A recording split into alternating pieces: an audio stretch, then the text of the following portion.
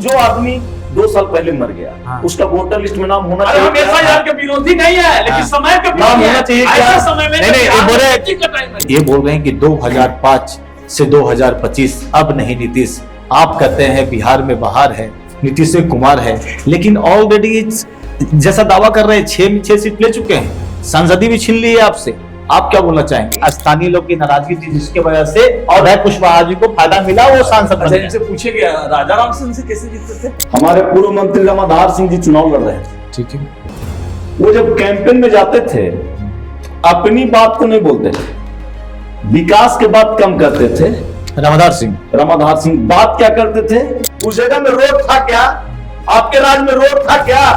आ जाते थे रफीगंज से रोड क्या? रफीगंज से शिवगंज लोग आ जाते थे क्या? आजादी के 75 सालों बाद भी हमें नागरिकता पर प्रश्न चिन्ह उठता हो, बिहार की जनता माफ नहीं बताइए करने वाली। SIR देखिए, इसमें प्रशासन का जो स्थिति है ना, सही में खराब। मानते हैं? मानते हैं इस चीज को? मान ली ना, ऐसा नहीं। माई बहन मान योजना लाएंगे, बिहार की महिलाओं को स्वावलंबन बनाने। हमने कहा कि 200 यूनिट बिजली फ्री देंगे। हमने कहा कि वृद्धा पेंशन हम 1500 करेंगे। 95 से 2000 में जब पूर्ण बहुमत की सरकार आ गई तो रोड पर लंगाई होना शुरू हो गया, और 2000 से 2005 वो तो लाठी डंडा का राज हो गया। जी नमस्कार, मैं हूं चंदन भारती और आप देख रहे हैं सिटी योग न्यूज। आज हमारे स्टूडियो में 2 मेहमान आए हुए हैं, दोनों कद्दावर नेता हैं, एक बीजेपी से तो एक आरजेडी से। दाएं साइड में बैठे हुए हमारे बीच यादवेंदु जी हैं, जो कि बहुत ही तेज तरार और पढ़े लिखे इंसान और हमेशा पार्टी के लिए डिफेंड करते आए हैं, और हमारे साथ बाएं साइड में जितेंद्र गुप्ता जी हैं। आइए दोनों के बीच में आज चुनावी जो माहौल है उस पर चर्चा करेंगे। सबसे पहले सर स्वागत है आपका, शंकर जी। चलिए, बहुत बहुत धन्यवाद आप। सर क्या लगता है कि जिस तरह से माहौल बन रहा है, 2025 का चुनाव बहुत नजदीक आ रहा है, इसको लेकर हर पार्टी अपना अपना दावा, अपना अपना वादा कर रही है, और 2025 में आरजेडी और ये आपकी जो गठबंधन है, इंडी गठबंधन का 6 में 6 सीट आप जीत चुके हैं, यहां तक कि आप संसद का भी सीट जीत लिया। लेकिन लगातार कई यहाँ स्टूडियो में आए नेता ने कहा है कि इस बार 6 के 6 साफ होने वाला है आरजेडी का और इंडी गठबंधन का। आपको क्या लगता है? 2005 से 25 जी, अब नहीं नीतीश, अब नहीं नीतीश, ये नारा है हमारा राष्ट्रीय जनता दल का, समझे? 2005 से 2025 अच्छा, अब नहीं नीतीश, अब नहीं नीतीश, ठीक है। और जहां तक सवाल औरंगाबाद का है, अच्छा औरंगाबाद के 6 सीटों पर अच्छा, औरंगाबाद के मतदाता मालिकों ने शानदार जीत दिया, दर्ज कराई। 2024 का लोकसभा चुनाव फिर उसकी पुनरावृत्ति हुई। दोनों यहाँ का लोकसभा जो इस जिले के क्षेत्र में आता है, दोनों लोकसभा पर हमारी शानदार जीत दर्ज हुई है। ठीक है। राष्ट्रीय जनता दल मेरी पार्टी, सत्ता से भोगने वाले लोग हम लोग नहीं हैं। ठीक है। डेडिकेशन के साथ, समर्पित भाव से जनहित के लिए, आम आवाम के लिए काम करने वाले लोग हैं। इसलिए यहाँ की आवाम, औरंगाबाद के लोगों पर हम लोगों को पूरा भरोसा है, यकीन है कि जिस तरीके से 2020 में यहाँ के लोगों ने तो तेजस्वी यादव को मुख्यमंत्री बना ही नहीं दिया, 6 में 6 सीट दिया, तो 100% सफलता। लेकिन जरा रोकना चाहेंगे, ये बोल रहे हैं कि 2005 से 2025 अब नहीं नीतीश। आप कहते हैं बिहार में बाहर है, नीतीश कुमार है, लेकिन ऑलरेडी जैसा दावा कर रहे हैं 6 सीट ले चुके हैं, सांसदी भी छीन ली है आपसे। आप क्या बोलना चाहेंगे? 2025 से 30 फिर एक बार नीतीश। देखिए भाई शंकर यादवेंदु जी जो उनका सोच है वो बताए, और जो हम लोग एनडीए गठबंधन का 6 सीट जो यहाँ हारा, अच्छा, 2020 में, वो जितने भी जो लड़ने वाले उम्मीदवार थे, उनकी हार इसलिए हुई क्योंकि हम औरंगाबाद में या लगभग विधानसभा में हम घूमे उस समय, हमारे पूर्व मंत्री रामाधार सिंह जी चुनाव लड़ रहे थे। ठीक है। वो जब कैंपेन में जाते थे अपनी बात को नहीं बोलते थे, विकास के बात कम करते थे। रामाधार सिंह बात क्या करते थे? किसी बड़े नेता का बात करते थे कि वो कहता है कि हरा देंगे, ये कह के वो चुनाव हार गए। इसलिए आप ही पार्टी के ना थे। हाँ हाँ, दोनों ही मेरे पार्टी के थे। आप कोई भ्रम में कोई ना रहे, 6 के 6 सीट एनडीए गठबंधन औरंगाबाद में अब तो जीतेगी। चिराग आपके साथ आ गए हैं इस बार। हाँ हाँ, ये बोल रहे हैं कि चिराग पासवान भी साथ में रहेंगे, इस बार बहुत मजबूत स्थिति है। पिछले बार चिराग पासवान विद्रोह कर दिए थे नीतीश कुमार से, इसलिए बहुत सीट पर जैसे डैमेज हुआ, जिस रफीगंज भी सीट था। तो आपको क्या लगता है कि चिराग आने से मजबूत हो गए हैं? मुकेश सहनी से भी मुकेश सहनी डिप्टी सीएम मांग रहे हैं, आप लोग देने के तैयार नहीं है, तो भी भटक भटक के हो सके तो आ जाएं इधर साइड में, तीनों तो मजबूत स्थिति में हो जाएंगे इस समय। क्या मतदाता मालिक न करता है, हाँ, जनता न तय करेगी। वो तो सही है, लेकिन मजबूती तो देखिएगा ना अभी से। लेकिन कहाँ हमारा गठबंधन अभी मजबूत है ना। हम लोकसभा चुनाव किस समीकरण पर जीते हैं? लोकसभा में भी तो चिराग जी इनके साथ थे ना, थे ना जी। हमारे साथ मुकेश सहनी जी थे। 1 साल पहले का मामला है, 1 साल पहले लोकसभा का रिजल्ट हुआ है। दोनों लोकसभा हम जीते हैं, सभी सीटों पर हमारी जीत हुई है। देखिए बोल ऐसा आज क्या बदल गया? क्या बदला? एकदम ठीक क्या बोल बदला? रहे हैं। हाँ। ये पूरी तरह से जान रहे हैं हाँ। कि लोकसभा कैसे जीते। अच्छा, ये पूरी तरह से जान रहे हैं।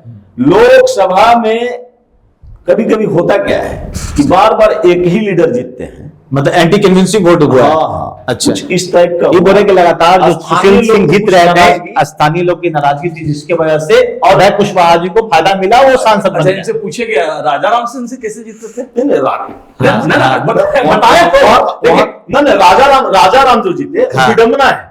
पवन सिंह आने से। अगर पवन जीत गया तो विडम्बना, नहीं जीत गया तो इनका राजनीतिक चाणक्य हो गई। सुनिए ना, हाँ। सब चाणक्य नहीं, आओ कहानी कहीं जीत गए। ये औरंगाबाद में पवन सिंह जो निर्दलीय लड़े, इनसे पूछिए, हाँ। इसके चलते पूछिए जहानाबाद हाँ, मगध में जीते, हाँ। औरंगाबाद मगध में जीते, हाँ। हम बगल में आरा जीते, हाँ। हम बगल में सासाराम जीते, हाँ। हम काराकाट जीते। तो ये जो मगध शाहाबाद का इलाका है, पाटलिपुत्रा जीते, ये कर से इस एरिया में हम अब जीते। बताइए। अरे ये मगध और शाहाबाद- मगध और शाहाबाद में- हाँ, खाता बोलिए, नहीं मगध होता साहब। है। हाँ। मगध और शाहाबाद में हाँ।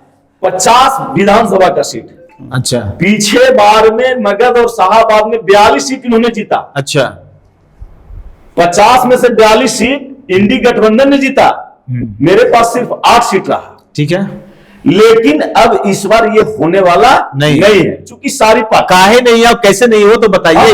सारी पार्टियां देखिए होता क्या है, हाँ, बिहार में जात पात का राजनीति होता है। अच्छा, सारी पार्टियां अलग अलग जब चुनाव लड़ती हैं, हाँ, तो मुख्य पार्टी 2 ही को बच जाता है, एक आरजेडी एक भाजपा। ठीक है। बाकी लोग जितना लोग हैं, जितना भी पार्टी है, किसी के पास वोट बैंक नहीं है, उस सटुआ में कहीं जीतते हैं जाकर गठबंधन बनाकर। गठबंधन बना के।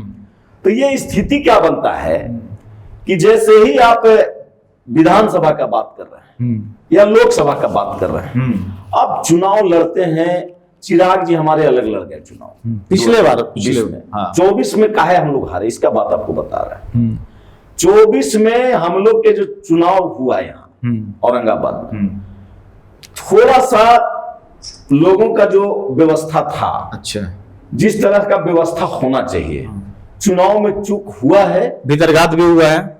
नहीं, भीतर घात बहुत नहीं हुआ है। अच्छा। वो पहले से ही झलक रहा था, जो हुआ वो पहले से झलक रहा था। अब जिनके देखिए होता क्या है कि हम लोग का नारा है बूथ जीतो और चुनाव जीतो।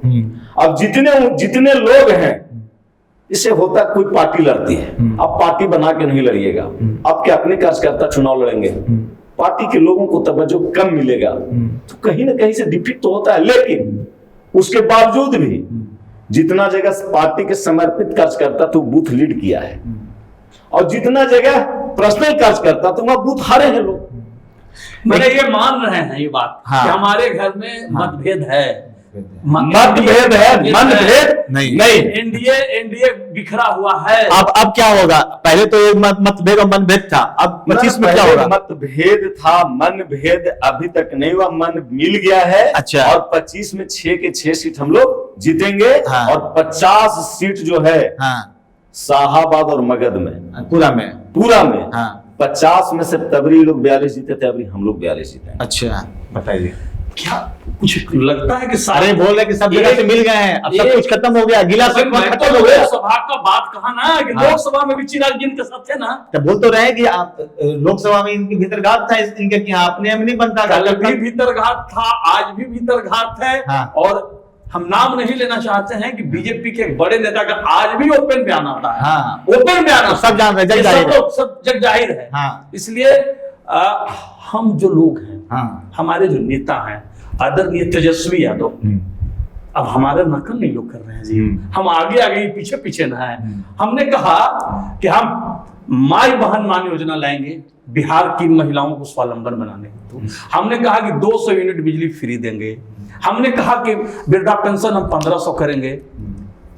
इन्होंने नकल किया 1100। यादवेंदु जी, सबसे पहले तो जो आपकी पार्टी है, जहां पर आप हैं इंडी गठबंधन में, ये आपकी थी माई बहन योजना।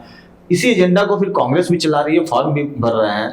तो क्या लगता है, जब अपने लोग कर रहे हैं तो दूसरे लोग भी क्यों कर रहे हैं? अलग कहाँ है, पूरा इंडिया गठबंधन, अच्छा, महागठबंधन जिसको कहते हैं, सब एकजुट है। अच्छा।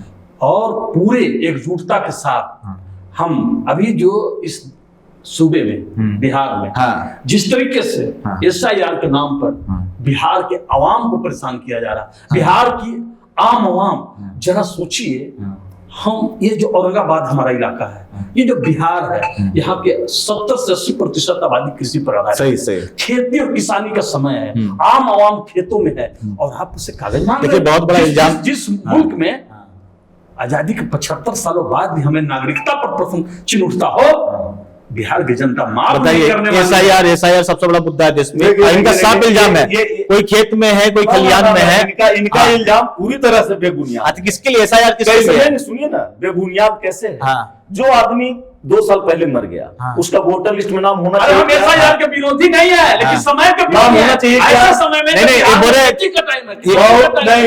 ऐसे समय में बिहार में कर रहे हैं। अभी आपको अनाज लेने के लिए समय है। अच्छा। और अगर कुछ नहीं करना, एक व्यक्ति घर का, कोई भी एक प्रमुख व्यक्ति जो घर में है, पूरे का आराम से बता दे, डाटा, कोई दिक्कत नहीं है।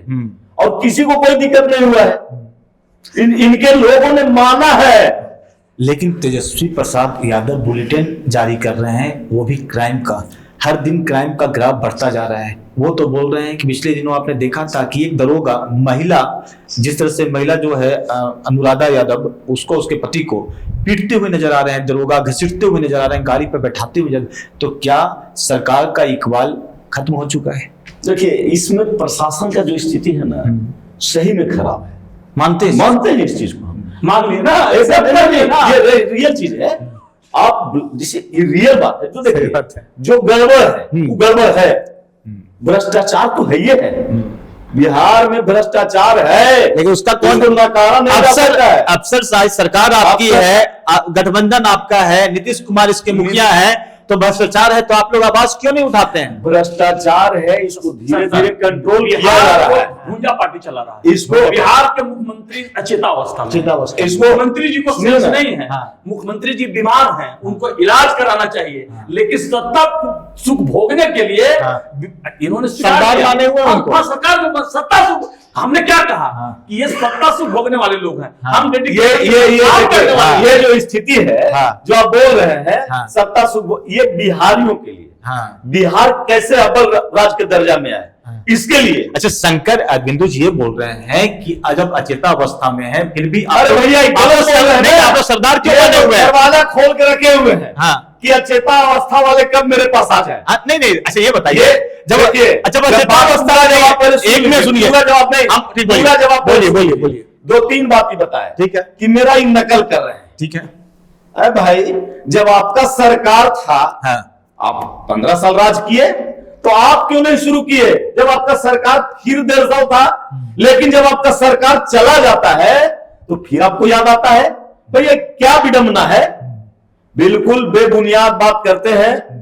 हम आपको बता दे रहे हैं कि किसी भी स्थिति में बिहार विकसित बनेगा, उस संकल्प पूरा एनडीए कार्यकर्ता ने लिया है, पूरे बिहार वासियों ने लिया है, और जो भ्रष्टाचार है उसको हम लोग मिटाने का काम करेंगे। बिहार विकसित राज्य कैसे बनेगा? जरा इनसे हम सवाल पूछते हैं आपके माध्यम से। बिहार विकसित राज्य कैसे बनेगा भाई? क्योंकि बिहार राज्य का बंटवारा 2000 में हो गया। राज्य बंटवारे के बाद इनकी सरकार अभी केंद्र में है। हाँ। क्या बिहार का विकास देश के अन्य राज्यों की तुलना में बिहार विकसित हो, हम गुजरात, पंजाब, दिल्ली के मुकाबले खड़ा हो पाए, उसके लिए सरकार कुछ कर रही है? हाँ। सर, उसका DPR है कि नहीं? नहीं, इनके पास कोई बात ही नहीं है, एक्सरसाइज नहीं, कोई ब्लूप्रिंट इन्होंने नहीं बनाया। अच्छा, पूरा एक्सरसाइज विकास के लिए स्पेशल पैकेज दिए, स्पेशल कैटेगरी में शामिल किए नहीं। आप सिर्फ मुंह से बोलिए कि हम बिहार को विकसित बनाना चाहते हैं, अरे बोलने से कैसे नहीं दिए? हाँ बोलिए, कैसे नहीं दिए भाई? शंकर यादव जी कैसे नहीं दिए? बताइए कैसे दिए? अरे भाई, अच्छा आपको समझ नहीं आ रहा है? लगाने वाले लोग हैं, बोली लगाया बिहार यहाँ को बैठ काम किया। के, ए शंकर भाई, यहाँ जहाँ बैठल हैं, पहले बैठते थे क्या? डिबेट करते थे क्या? यही विकसित बिहार होने वाला है, विकासशील बिहार है और विकसित बिहार होगा। आप सुनिए, एक शंकर भाई जिस जगह से आप आ रहे हैं, जिसका आप प्रतिनिधित्व करते हैं, जिस जगह का, उस जगह में रोड था क्या? आपके राज्य में रोड था क्या? आ जाते थे रफीगंज से रोड क्या? रफीगंज से शिवगंज लोग आ जाते थे क्या? जब रफीगंज से शिवगंज लोग नहीं आते थे, रफीगंज इन्होंने बहुत बढ़िया सवाल उठाया। रफीगंज रोड का बात, वो रोड SS-68 है, ठीक है। 68 ये road ADB Asian development bank से लोन लेकर के BSRDC Bihar state road development corporation बनाई। वो रोड 2009 में किनका सरकार था? हाँ। केंद्र में किनकी सरकार थी? पूछिए। केंद्र में किनकी सरकार थी बोल रहे हैं? 2009 में केंद्र में थी ना, लेकिन बिहार की बात कर रहे हैं। बिहार की बात कर रहा था, केंद्र में कहाँ जा रहे हैं? 2000 वो थी 99 से 2004 इनकी सरकार थी, और 4 से लेकर के 14 तक हमारी सरकार थी केंद्र में। जब रघुवंश प्रसाद सिंह बिहार के ग्रामीण विकास मंत्री बने, तो प्रधानमंत्री सड़क योजना के तहत बड़े पैमाने पर बिहार के सड़कों का चयन किया गया, और उसी का प्रतिफल था कि 2009 से उस समय विधायक कौन थे? आज उस समय विधायक कौन थे? शंकर भाई, वहाँ विधायक कौन थे? उसी समय का खेल। उस समय विधायक कौन थे? विधायक कौन थे? विधायक का सवाल नहीं ना है, केंद्र सरकार देखिए, हमारी थी, देखिए जो व्यवस्था है बिहार अच्छा, एक हम रुकना चाहेंगे 1 मिनट। यादविंदु जी, आप पर और आपकी पार्टी, जो आपकी पार्टी है आरजेडी पर, हमेशा आरोप लगता आया है कि जब आरजेडी आएगी जंगल राज आ जाएगा। तो एक दौर तो था, उस समय डर का माहौल था, क्राइम बढ़ा हुआ था, लेकिन क्या लगता है कि अब तेजस्वी यादव जो कि नौजवान हैं, तो क्या जब ये सरकार में अगर आते हैं तो निश्चित तौर पर बदलेगा, या मतलब वही दौर रहेगा? बिल्कुल, वो 90 का दशक जब बिहार लालू यादव के हाथों में गया था, बिहार की आवाम लालू यादव को मौका दी थी, ठीक है। वो उस दौर उस समय पर समझिए, जब लालू यादव समाज के दबे कुचले वंचित तबका, जिनके साथ सदियों से अत्याचार अन्याय हुआ था, उन तबकों को हक और अधिकार की बात किया, तो वो स्वर्णिम काल था गरीबों का, वो स्वर्णिम काल था समाज के उन तबकों का, पिछड़े दबे कुचले लोगों का। उस दौर को जंगल राज कहते हैं। लालू यादव ने जो शोषित लोग थे, जिनके साथ शोषण अत्याचार हुआ था, उन्हें सत्ता पर बैठाने का काम किया, तो उन्हें जंगल राज कहा गया। ये तो वो असली गरीबों का राज, वो हम समझ लिए, एक तो हुआ, लेकिन एक पहलू और भी है। उसी दौर में कई ऐसे नरसंहार हुए जो आप जानते ही होंगे, गया से लेकर औरंगाबाद जहानाबाद के बीच में, और नक्सलियों का वो जो तांडव था वो भी किसी से छुपी हुई नहीं है। लेकिन अब आप लोग भी आरोप लगा रहे हैं कि महाजंगल राज है, तो क्या मतलब इन लोग 1990 में परिवर्तन का दौर था। 1990 का जो बात कर रहे हैं, 1990 को लोग जंगल राज नहीं बोलता है। 1990 को अगर भाजपा जंगल राज बोलेगी तो भाजपा क्यों आपको मदद करके लाती जंगल राज? लेकिन 1990 के बाद जो 95 में आपका सरकार आया, 1995 से 2000 से 2005, 1995 में आपको पूर्ण बहुमत में सरकार जब मिला, तो आपने तो भाई जंगल राज का तांडव मचा दिया। नहीं मचाया, ऐसा तो हुआ नहीं, वो पूरा तांडव था। पूरा बिहार का अधिकार मिल रहा था, नहीं मिल रहा था। 90 से 95 स्वर्णिम काल का लोग थे, 90 से 95 कि नहीं कुर्सी हमारी है, खाली करो, तो लोगों ने उसके साथ वो ये बात समाजवादी विचारधारा, 90 से 95 सामंती सोच के लोग 90 से 95 लालू यादव ने आवाज दिया, लोगों को आवाज दिया। 90 से 95 से 2000 में जब पूर्ण बहुमत की सरकार आ गई, तो रोड पर लंगाई होना शुरू हो गया। और 2000 से 2005 वो तो लाठी डंडा का राज हो गया, उसके बाद समाप्त हो गया। लेकिन अब आरजेडी भी तो कर रही है कि लगातार जिस तरह से हत्याएं बढ़ रही है, एक मिनट सुनिएगा, और इनका आरोप है कि मुख्यमंत्री सच में अचेत अवस्था में है। एक बार फिर से भाजपा उनको सरकार और सरदार बनाने के लिए तैयार है। लेकिन क्या नहीं लगता है कि नीतीश कुमार जो फैसला ले रहे हैं इन दिनों वो सच में सही ले रहे हैं या गलत ले रहे हैं? नीतीश कुमार के हम नहीं कर रहे हैं। अपराध बढ़ी है, एनसीबी का रिपोर्ट का जो रिपोर्ट है, आंकड़ा है, उसमें बिहार में जितना अपराध बढ़ा है, आम आदमी सहमा हुआ, आम आदमी डरा हुआ है। अपराध किसके साथ, लेकिन आपको शूट एंड साइट भी हो रहा है बिहार में, जो आज तक नहीं हुआ। अच्छा, शूट एंड साइट ये बिहार में होने लगा। अब इनसे पूछिए, आपको अधिकार संविधान देता है क्या शूट करने का? कानून शूट संविधान